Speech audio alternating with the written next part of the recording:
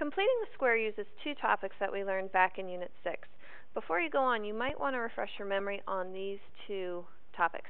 Factoring perfect square trinomials and using square roots to solve equations. If you go and watch the videos in Unit 6, you should see them there in the 9-6 section. So today, though, we're going to talk about how to solve quadratic equations by completing the square. This is a trinomial. Okay, and the idea behind completing the square is that we can somehow figure out a number to plug in here that will make this a perfect square trinomial. And we like perfect square trinomials because they're very easy to factor, and if you can factor them, then you can solve them and find solutions. So if we can take a trinomial and turn it into a perfect square, then the problem will be very easy to solve. And so today I'm going to teach you how to turn any trinomial into a perfect square trinomial. So, here's what you do. First of all, I want you to understand the concept here. This x squared plus 6x plus some value needs to create a perfect square. And when I say a perfect square, think of this final shape as like a giant square. Okay? What we're going to do is we're going to take these pieces and spread them out inside this square. So, the x squared is represented just by this green square right here. My 6x, what I want to do, each x is going to be represented by one of these big purple rectangles. In order for us to make a square, I'm going to have to spread them out, some going this way and some going this way over here. Some on the side and some down below. So if I think about 6x, I'm going to start spreading them out. 1, 2, 3, 4, 5, 6. Okay? So what I've done is I've created this outline to a square. Now in order to fill this in, I need to figure out how to fill in this spot down here. Okay? And I'm going to fill it in using these little cubes. Now remember, this c value is always a number. It's not an x, it's not an x squared. So these little cubes will represent how many I need to complete this square. Now let's think about what we've done so far.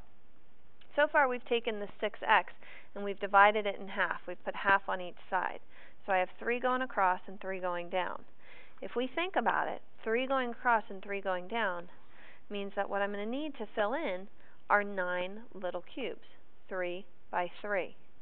So this value of 9 is the value that I'm going to use to complete my square.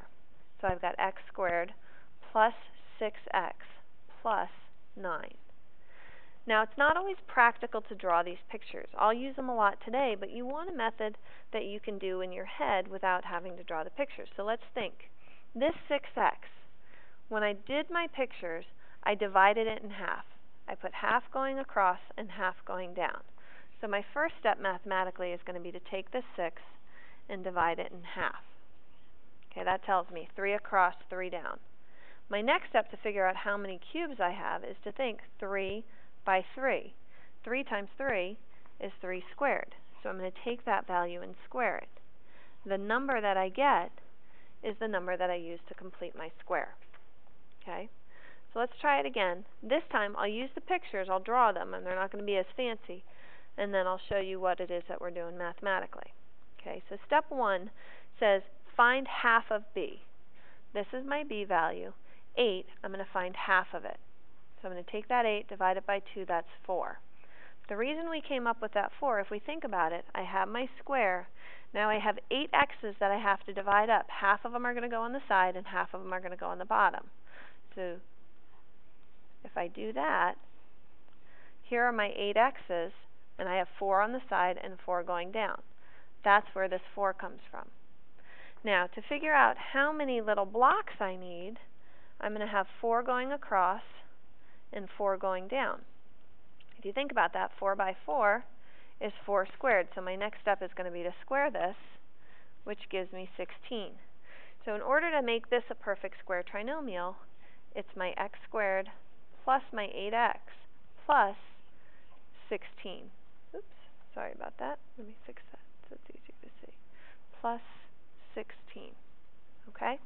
Now how can this help us solve equations? Well, if I look at this equation, I notice it's not a perfect square trinomial. This 5 is not a perfect square. But I can make this a perfect square. And the way I'm going to make it a perfect square, first of all, is that I have to get this 5 out of the way.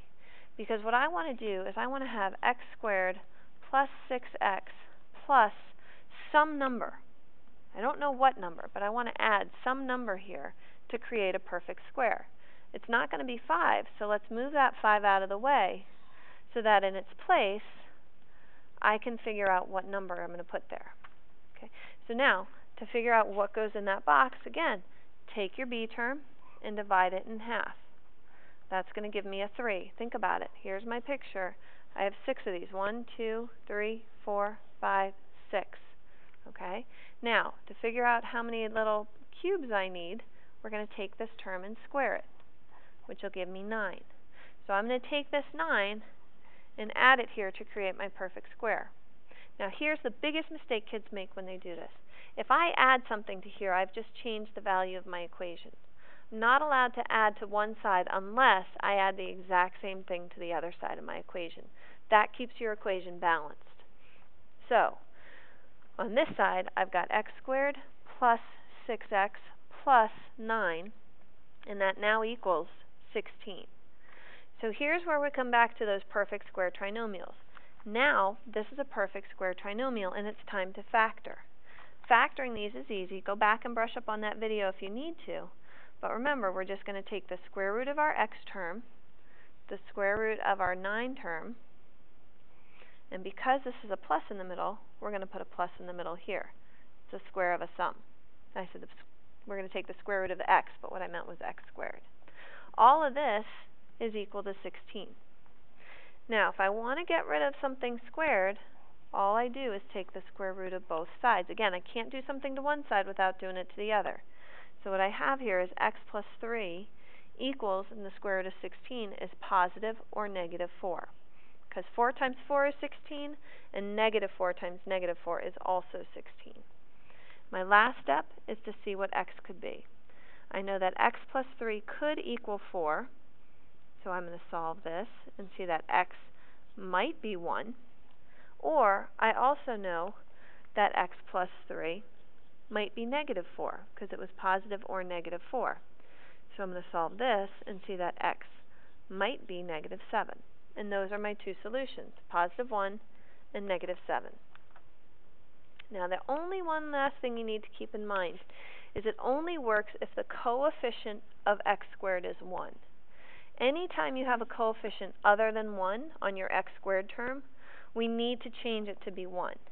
If it's a number like this, the way we change it is by dividing. If I divide this by 2, that's going to give me just plain old x squared.